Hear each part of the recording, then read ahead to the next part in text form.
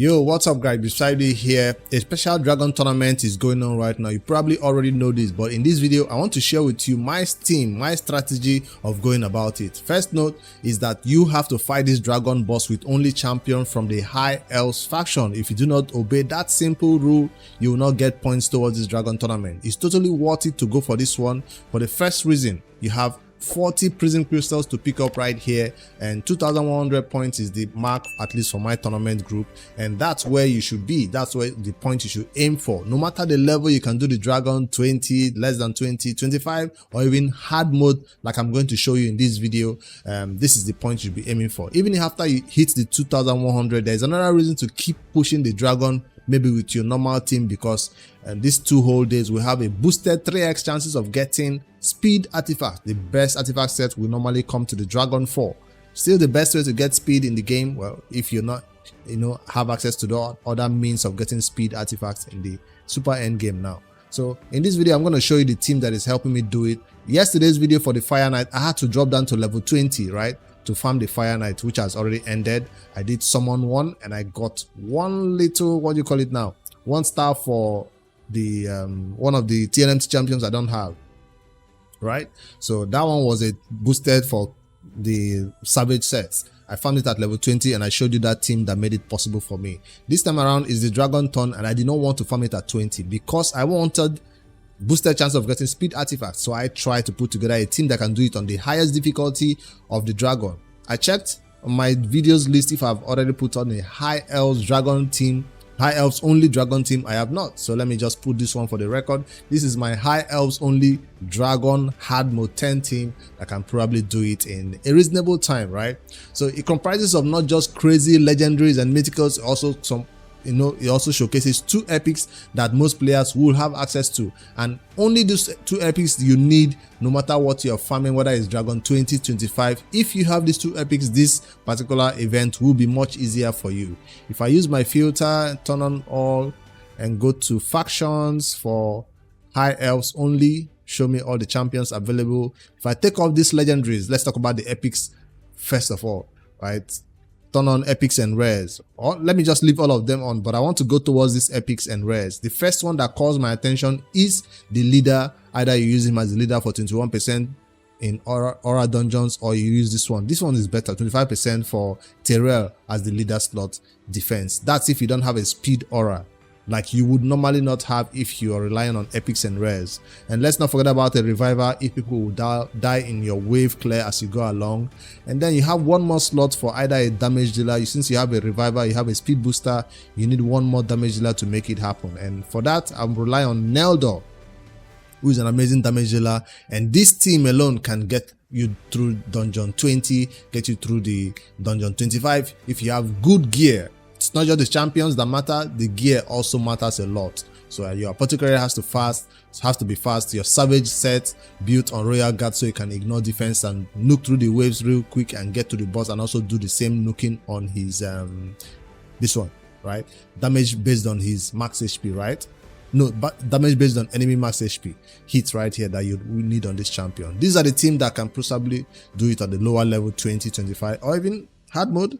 But since I'm not farming normal for this one, I'm not going to showcase this team in this battle. I just want to show you that they can get it done. I already built Neldor, but I was not impressed by his damage, so I decided to put in royal guard instead in his place. So for my team that I'm using, I put together this team right now, and I'm going to run the battle and see how fast we can get it done. Yes, I'm including a mythical champion, Star Sage, sue me to court if you don't like that, but I'm trying to do it on hard mode 10. Let's not forget we also have another damage dealer right here, Supreme Elhain, who is amazing for doing some crazy damage and applying freeze, I think. And then I'm deciding to use Eleanaril. There's no person to place the poisons for her to explode, so she has to place the poison, she has to explode it. But I did go ahead and give her that relic that's supposed to boost her poison by what, 50%?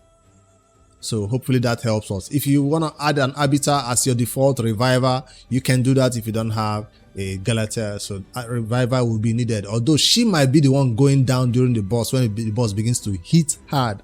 So you don't want that. At some point I also included this champion in place of Tayrel, but I appreciated the decreased defense more the AoE decrease defense helped us get through the waves faster than the ally attack. So I did not appreciate the ally attack that this champion was bringing in, so that's why I took him out and brought in a decrease defense AoE decrease defense champion instead.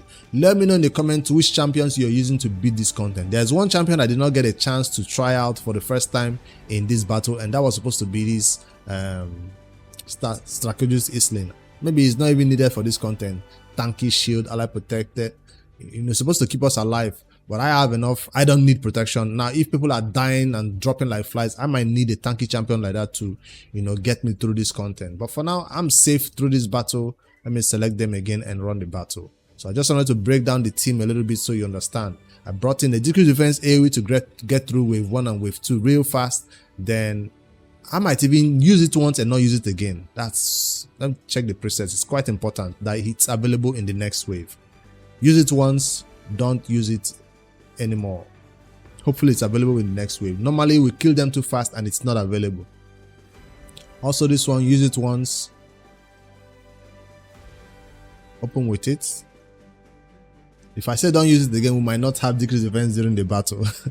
But anyways, then on the boss stage, you always want him to open with it, Tayrel. Decrease defense, very, very important. I do have it on Royal Guard, right? On an A1. Yeah, I do have it on Royal Guard on A1, but if your Royal Guard doesn't have enough accuracy, you can just forget about it and rely on your Tayrel for that accuracy.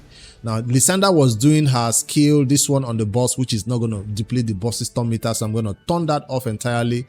Lissandra is good for sending all the poisons the boss sends on us back to him. At least on herself, she sends it back to him. So she'll be using her A1 and her A3 in the boss battle, not her A2 at all.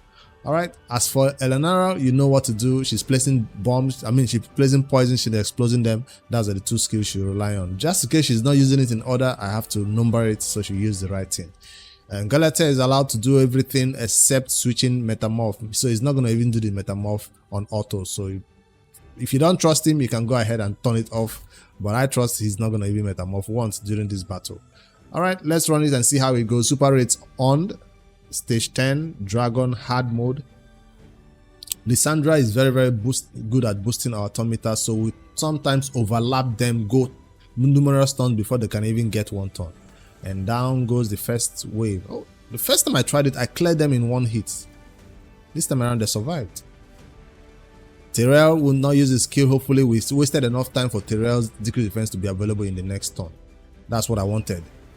Tayrel, do you have it? No, he doesn't. So he's gonna have it in the next turn. I don't like it when that decrease defense is not available before I do my big nuke. See, it came late. You always want that decrease defense to be out there before your Royal Guard goes in for the big nukes.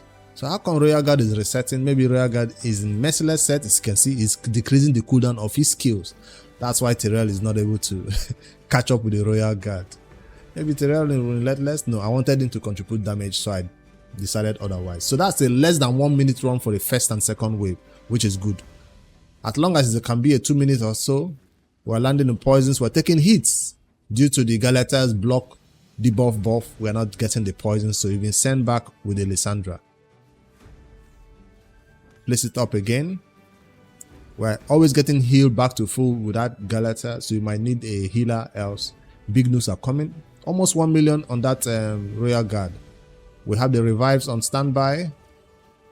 Galekia does not waste the revive except it's needed, so I like that it's available whenever we need it.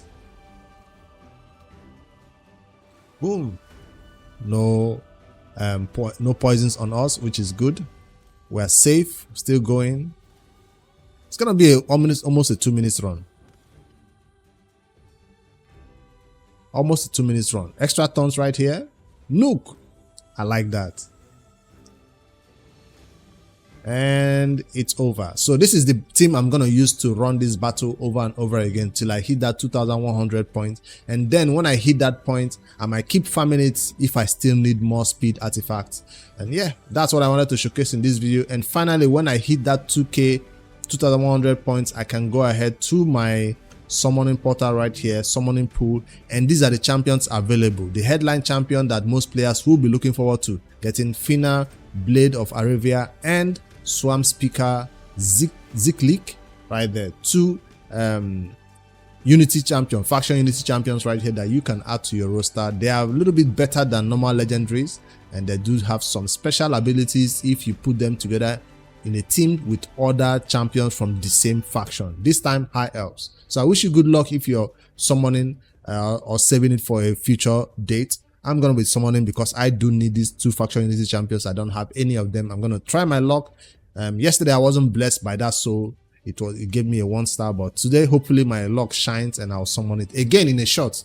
You guys seem to like that short video I posted of me summoning that one crystal I worked so hard for. So this time around I'm going to summon 1 prism shard also when I finally done with my dragon, and post that as a shot. All right, 4% chance of getting any of these legendaries. Hopefully I don't get a 3rd copy of Strategist Isling. I don't want that on my team. And I also have Lanekis already. These legendaries, I already have them. I don't have War Master or Tauren though. I don't have him. Not the Paralyzer. I think I have the champion already. So for the epics category, you have them right here, any of them. So all this work in the dragon, you're not just farming to waste energy. You're kind of getting speed, boosted 3x boosted chance of getting speed artifacts. So this one doesn't feel that bad if you end up with an epic right here, right? But you hope it's a legendary. Even if it's a duplicate, you hope it's a legendary for all this work, all this energy you put into the dragon, farming it at the highest level you could in this High Elves only team. You hopefully want to hit that 2% or 4% chance of a legendary. Even if it's a duplicate, please raid. I'll accept it and say thank you. So for those who don't have the patience, or you want to summon more than once, because all that farming I'm doing in dragon is just 1 summon. The crystal offers are open for you here to get 20 of this for $5. Is this why people always buy this? Wait, crystals. They have to make this one really clear. It's not very clear. You get 20 crystals. Somebody corrected me the other day. It's 20 crystals you're getting for $5. So if you want to do 1 summon, that's going to be $10, right? $10 for 1 summon, $10 for 1 summon right here, because it costs 40 of those crystals to summon 1 prism shard. Why don't they just call it prism shard so nobody's confused? Just put the shard right here, prism shard, and then, but it's crystals that make up the shard. That's why they don't want to do it like that. But 20 of it, just put 40, because nobody can summon 20 anyways. Put 40 for 10, 40 for 10. Maybe that will be too expensive and people will be like, no, 10 is too much. That's why they break it into 20 so you can buy it. But that's the pack offers that people are buying to summon multiple times to see their chances strike in this one. I did see some screenshot on my Discord right here from what's his name,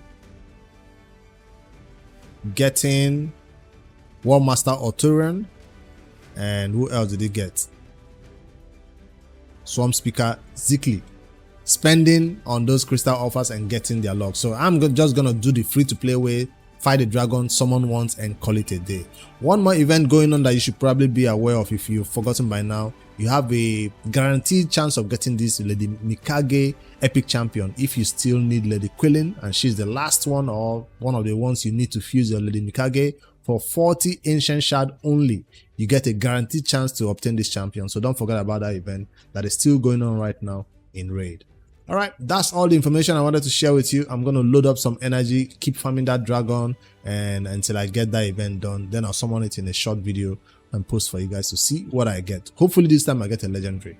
Like, subscribe for more daily raid content, and let me know below in the comment section what teams you're using to beat this dragon High Elves only battle right here in raid. For now, this is the team I'm using, and I'd love to hear your recommendations in the comments below. Good luck to all of you summoning in this Prism Crystal event. Later, guys.